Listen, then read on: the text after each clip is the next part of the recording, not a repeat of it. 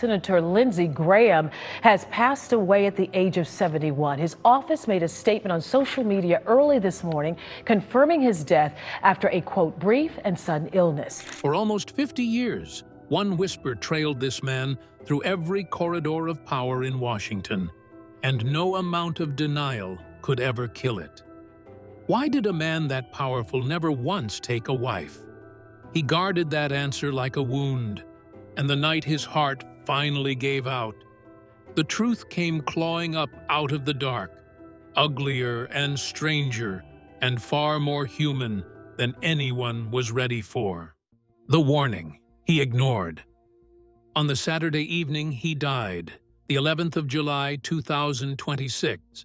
Lindsey Graham was not lying in a hospital bed surrounded by machines. He had just flown home from Ukraine, his 10th wartime trip into that country, and he had spent the day the way he spent almost every day, working the phones and chasing the next deal. One of the last people he ever spoke to was Donald Trump, who later said the senator sounded a little tired that night, but otherwise perfectly fine. Then something turned. After hanging up with the president, Graham told someone close to him that he was not feeling right, and that person begged him to get help immediately, to go to a hospital that very night. Graham waved it off. He had a Sunday appearance booked on Meet the Press, and he said he would deal with it once the cameras were done. And then he said the line that now haunts everyone who reads it. He joked that he could not possibly die yet because he still had to finish the Russia sanctions, get Iran sorted out, and close the Israeli and Saudi normalization deal. He was gone a few hours later. The emergency call from his home was dispatched as a cardiac arrest, and the audio from responders described chest compressions already in progress. By 2 in the morning, his office confirmed it. The medical examiner gave a preliminary cause the next day, a tear in the main artery leading out of his heart, brought on by the slow hardening of his arteries over decades. It was natural, the ordinary kind of thing that quietly takes men in their 70s every day. And that, you would think, would have been the end of it. Except the moment his death hit the internet, something else woke up. An old name that had trailed this man like a second shadow came roaring back, whispered at first, and then screamed by thousands, and it had nothing to do with his heart. The shadow called Lady G. They called him Lady G. If you spent any real time online in the summer of 2020, you already know the phrase, because for a few wild weeks it was everywhere. It started when a gay adult film performer named Sean Harding posted online that a certain homophobic Republican senator, a man who kept voting against the people he was hiring, was well known among sex workers. He never printed the full name. He did not have to. The hashtags did the rest, and hundreds of thousands of strangers filled in the blank with the same 2 words. Now, here is where I have to be straight with you, because this is the part most channels get wrong. Not a single one of those claims was ever proven. There was no receipt, no photograph, no named encounter that survived a real journalist looking into it. What existed instead was a rumor with an unusually long life, stretching back to at least the year 2010, when Graham looked a reporter dead in the eye and said he was not gay, that he was not available, and that people needed to move on. He said it again to Chelsea Handler years later, flat and tired, that to whatever extent it mattered, he was not gay. And yet, the whispers never once loosened their grip, and after he died, they came back louder than ever. Within a day of his passing, an author and former sex worker named Jesse James Rose posted a long and furious eulogy claiming Graham had paid her, back when she was a young college student, for a private encounter in a hotel room. A pop performer named Brandon Hilton claimed the senator had been one of his best-paying customers. These are allegations offered without a shred of proof and impossible to test against a man who can no longer answer them. But if you strip away the noise, the cruelty, and the grave dancing, you are left holding something quieter and far more human than any scandal. Because whatever the truth of his private life, the real reason Lindsey Graham never once brought a wife home was buried a long way from Washington, back in a tiny mill town in South Carolina, inside a decision he made when he was barely more than a boy. The room behind the bar. To understand the man, you have to travel back to a textile mill town called Central, South Carolina, and to the rough little bar and pool hall his family ran there, a place they called the Sanitary Cafe. The name was almost a joke, because there was nothing clean about the life inside it. The restaurant sat upstairs, the pool tables sat below, and a liquor store was attached that his parents eventually bought.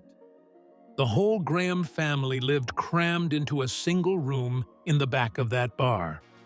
One room. His sister Darlene still remembered it decades later, how they all slept and ate and watched their little television in one space behind a working bar room. The regulars, the mill workers who came in tired and thirsty after a shift, gave the little boy running around underfoot the nickname Stinkball. He would sneak sips of their beer and put on shows to make them laugh, and he loved every minute of it. He said much later that he learned diplomacy in that bar, that the whole secret of the business was being friendly enough that people wanted to come back. If you have ever met someone who can charm a room in under a minute, someone almost allergic to a quiet corner, there is nearly always a story like this behind it. He was not born a politician. He was raised into one on a sticky barroom floor. And then, without warning, all of it came apart. When Lindsey was still a young man, barely out of his teens, his mother Millie was diagnosed with Hodgkin's disease. The treatments drained the family of nearly everything they had, and she died anyway in the summer of 1976. Roughly 15 months later, in the autumn of the following year, his father died too, of a heart attack in his sleep. It was Darlene, only 13 years old, who walked in and found their father's body. So there he stood, right around 21 years old, only just starting law school, in a house gone completely silent, with no mother, no father, and a terrified little sister who had nobody left in the world except him. Whatever he chose in that moment was going to shape everything after, and the choice he made in that living room would quietly cost him every chance at a family of his own. The girl he chose to save.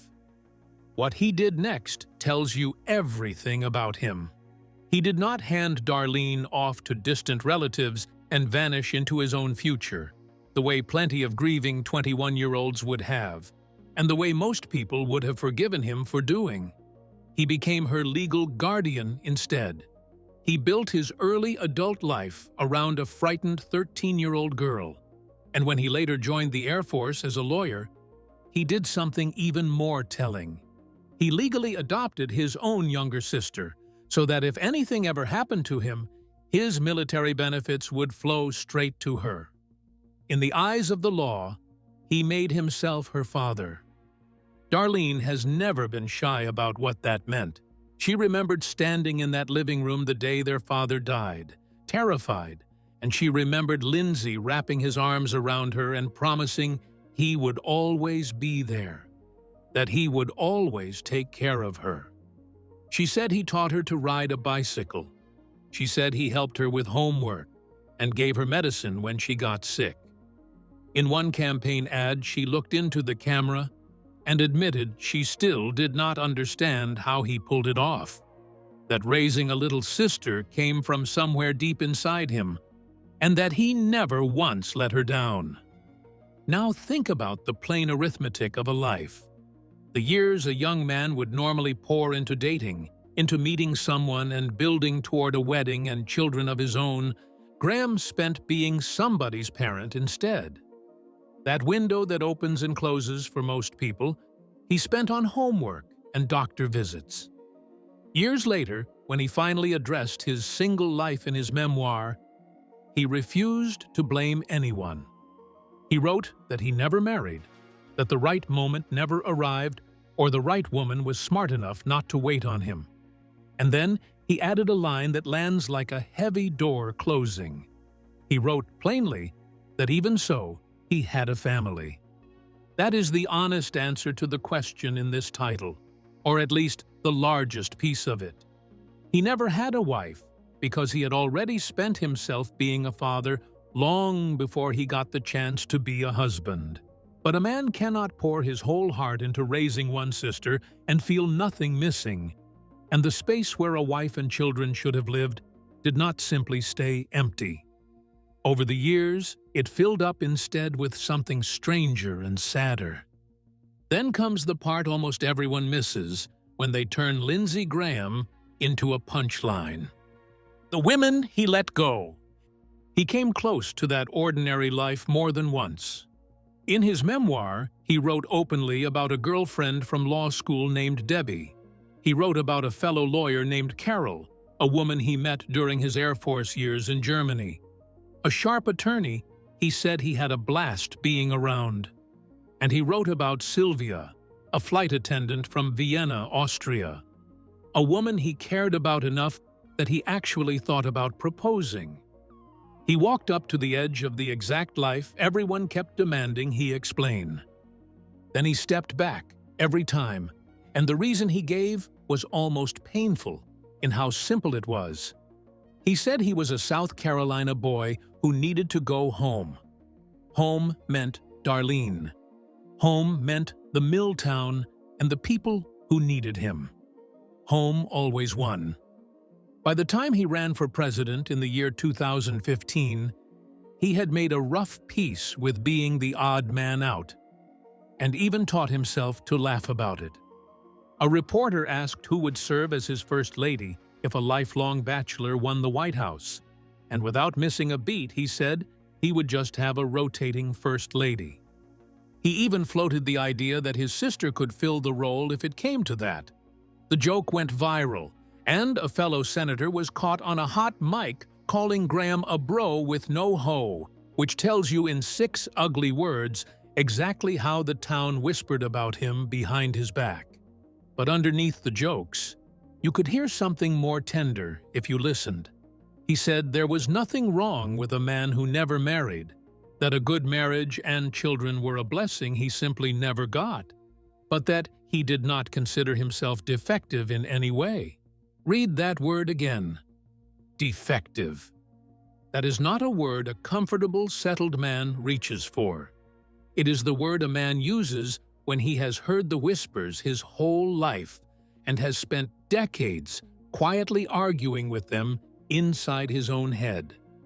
So he filled the silence the only way he knew how, by giving everything he had to the work and to a handful of people he trusted completely. And the deepest bonds of his entire life were never with the women he let slip away.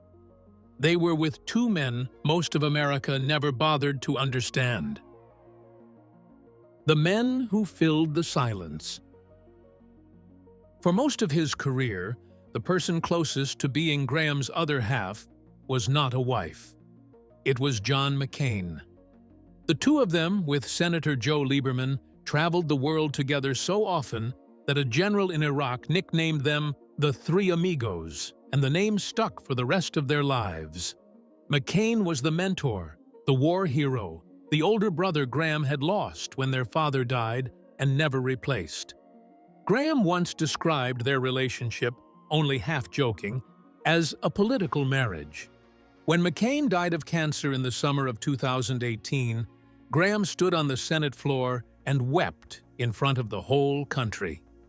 He said his name was Graham, not McCain, but that he felt like a McCain anyway, and that he did not know if he had earned that honor but felt it all the same. That grief poured out so raw that even the comedians pounced. Bill Maher cracked on television that Graham needed the stabilizing influence of his dead boyfriend, and the line cut deep precisely because everyone understood what it was really poking at.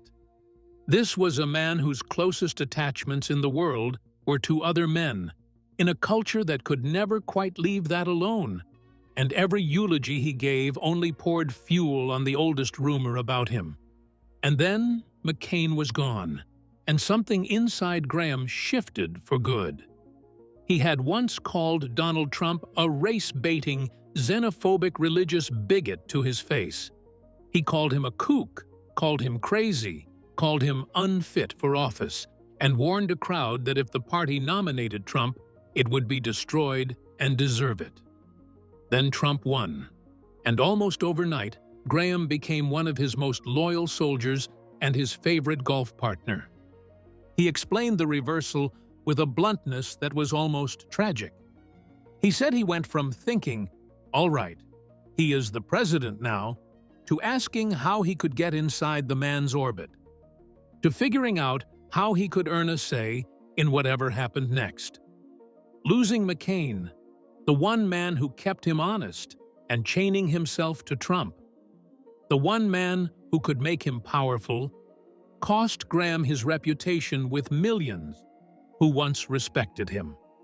In the year 2020, Jamie Harrison raised $57 million in a matter of months, the largest haul in the history of Senate races, powered by pure fury at what people felt Graham had become.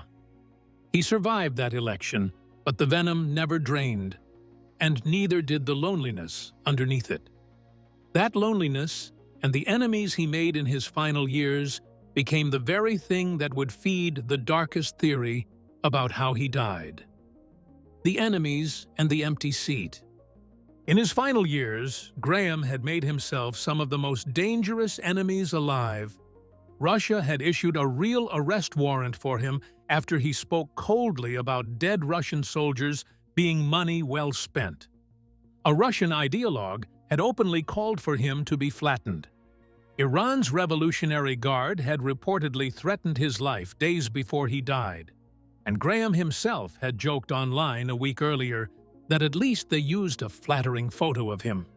So when a 71-year-old man drops dead within hours of flying home from a war zone, you can understand why the internet lost its mind. The fire got worse from a direction nobody saw coming.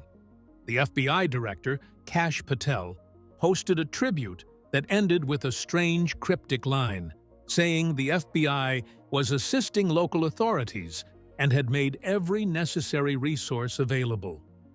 People immediately asked why the FBI would need to involve itself in a heart problem.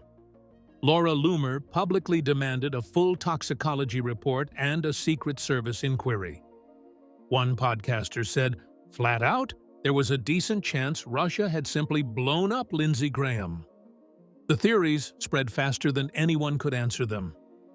The Associated Press ran a formal fact check and called the criminal action claims completely baseless. Every credible finding points to the same quiet truth: a tear in his aorta caused by decades of hardening arteries, the same kind of failing heart that killed his own father in his sleep all those years ago. A communication professor told the AP something that has stuck with me since I read it. She said a dramatic explanation, a foreign assassin, a grand conspiracy, simply feels more satisfying than the plain reality that a man's heart can just give out. We would rather have a villain than an accident. And then, in the strangest and most fitting twist, the story closed its own circle. 2 days after his death, on the recommendation of Donald Trump himself, the governor of South Carolina appointed a new senator to finish Graham's term. He chose Darlene, the little sister he raised, the girl who found their father's body, the person he became a father to, instead of building a family of his own, became the first woman ever to represent South Carolina in the United States Senate. She said Lindsey had always been there for her, and that now, at last, she would be there for him. The family he chose over a wife and children carried his name forward into the seat he died holding. So now we finally know why Lindsey Graham never had a wife. It was never a scandal, and it was never a secret. It was a terrified 13-year-old girl in a silent house, and a promise a heartbroken young man made and kept for the rest of his life. So tell me honestly in the comments, do you see this man any differently now that you know the promise he made in that silent living room?